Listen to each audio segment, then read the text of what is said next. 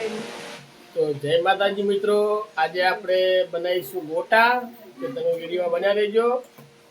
આપણે તેલ ગરમ કરવા મૂકી દીધું છે ને હવે ગોટાનો લોટ આપણે બંધાય છે ત્યાં લઈ જઈએ તો બતાવીએ.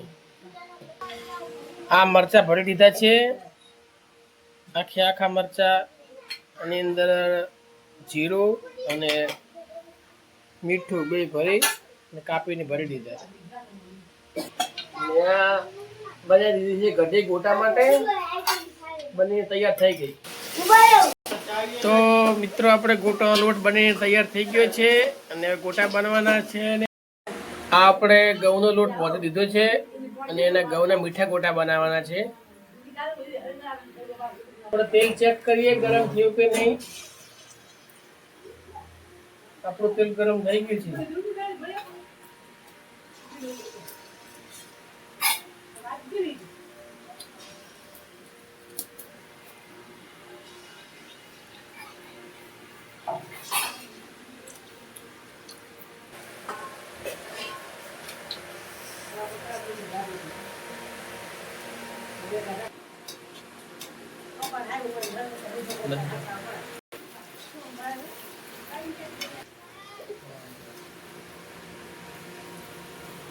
गोटा चेक करिए, जो गोटा थोड़ा काचा है.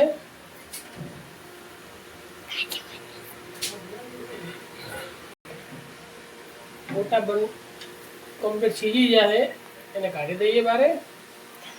જો મિત્રો આમાં લઈ લઈએ. આ મિત્રો મરચા વાળા ગોટા બનાવીએ આપણે, તીખા આખા મરચાના.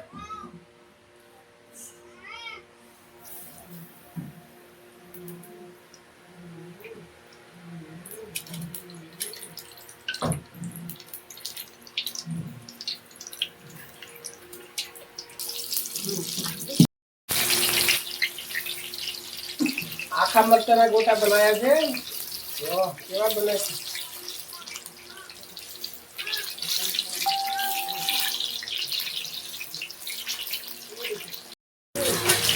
તો મિલન, આ આખા ગોટાના મરચા વાળા ગોટા તને ભાવશે? રીધી તને? આ મરચા આખા છે, ખાઈ જશો? જો મરચા વાળા ગોટા બનીને તૈયાર થઈ ગયા. આપણે લઈ લઈએ ડીશ ની અંદર. ગોળ ગોટા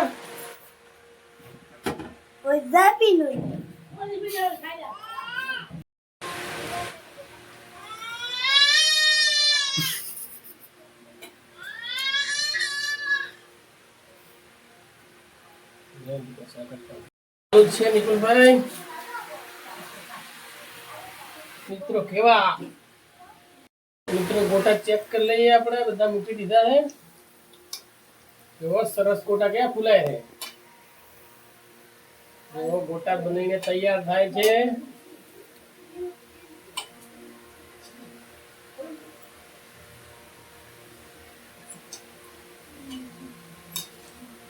એવો ગોટા કાચા છે મિત્રો, થોડા હજી તો થઈ ગયા છે. આપણે કાઢી દઈએ આની અંદર. આ આપણે ટીકડી ભજીયા બનાવીએ છીએ. તો દેખો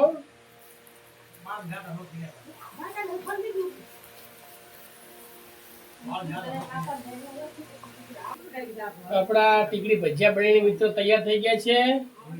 તો આપણે મિત્રો ગોટા બનાવ્યા હતા, ગોટા બનાવીને જમી લીધું અને હવે આ વિડીયોને એન્ડ આપીએ છીએ અને મળીએ નવા વ્લોગ સાથે. ત્યાં સુધી જય માતાજી. વિનોદલાલ, જય માતાજી.